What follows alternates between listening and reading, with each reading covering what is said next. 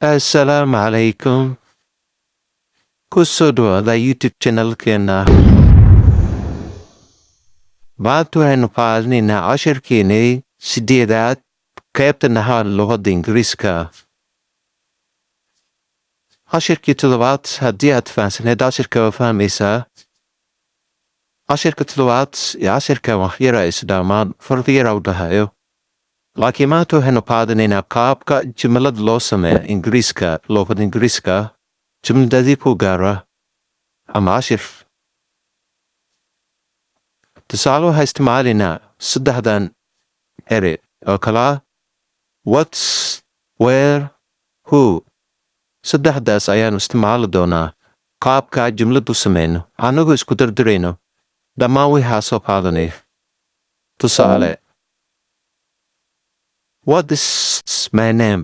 What waa maxay is my name? What is my name magacay waa what is my name magacay aniga magacay what is my name magacay. What is your name magacaa adiga ama waa maxay magacaada. What is your name magacaa.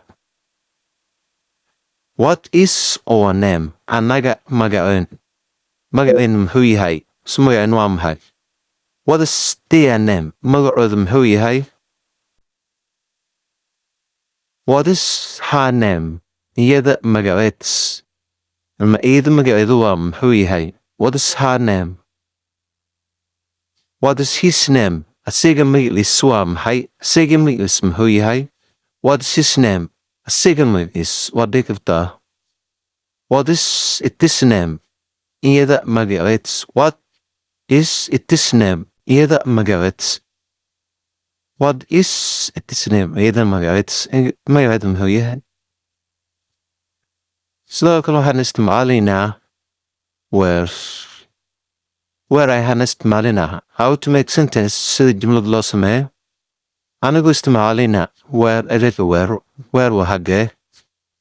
Tusaale haddii aan dhaha where is my key macnaheedu waxaa waaye aw furahayga. Where is my key aw furahayga. waa dhihi karta direct where is meesha keed where is your oo tili kartaa. Where is your key aw furahaada waa dhihi kartaa. laakiin hadda tusaaloyin waa where is my key aw furahayga. Where is your house aw gurigaada ama gurigiina. your kiina ama kaada. Where is your house aw gurigaada.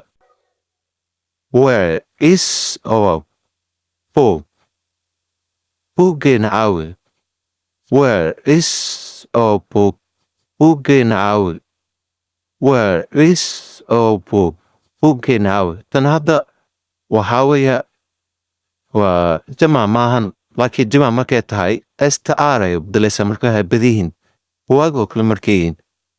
Where are our books ayaa leedahay balse hadda buuggeena awe kasoo waa hal buug. Where is their office aw xafiiskooda. Where is their office aw xafiiskooda. Where is her shop aw dukaankeeda xaguu ku yaala dukaankeeda oo dhihi kartaa. Where is her shop aw dukaankeeda amase halkuu ku yaala. Where is his pharmacy awi farmashigiisa. Where is his pharmacy awi farmashigiisa halkee ama hagee buu ku yaalaa. Where is its hall awi godkiisa. Where is its hall aw godkiisa. tusaale ka xayawaan marka ka hadlayso kale waa sida xayawaanada duurjoogta oo kale aw libaha godkiisa oo kale. Where is its hall libaha hadda laakiin aan wajar where is its hall aw godkiisa. sidaas waa. sidoo kale waxaynu qaadanaynaa who kuma horay soo qaadan who is my father waa kuma. Who is la soo taagantahay waa kuma. dhammaan waxaa ujeedaa who is intoodaba mid walba waxaa kusoo hajina ujeedaa who is my father waa kuma abahay. Who is my father waa kuma abahay. Who is your mother waa kuma hooyada. Who is your mother waa tuma hooyada. Who is your mother waa tuma hooyada. Who is our anchor? Waa kuma adeerkeen. Who is our anchor? Waa kuma adeerkeen. Who is their mother? Waa tuma hooyadood. Who is their mother? Waa tuma hooyadood. Who is her brother? Waa kuma walaalkeed.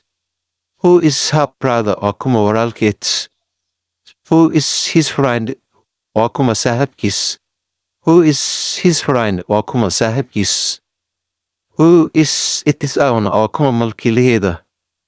Who is it is owner? Waa kuma malkiilaheeda. Id waxaa laga sida wixii aan nooleyn am xayawaan isticmaal jirin. Hadda maanta who is it is owner waxaa nagu jirtaa waa kuma malkiilaheeda. Waa kuma malkiilaheeda.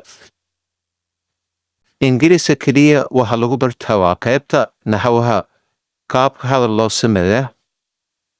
laakiin laguma barto casharada idan waxay ka caawinaya markaa luqad baranaysid inaad fahamto hoogaha jumladaha dhisi karto. laakiin waxa ugu muhiimsan hadda waxaa weeyaan naxwaha haddaa barto unbaahnid wax walba adiga samaysan karo. naxwahana waa mid gaaban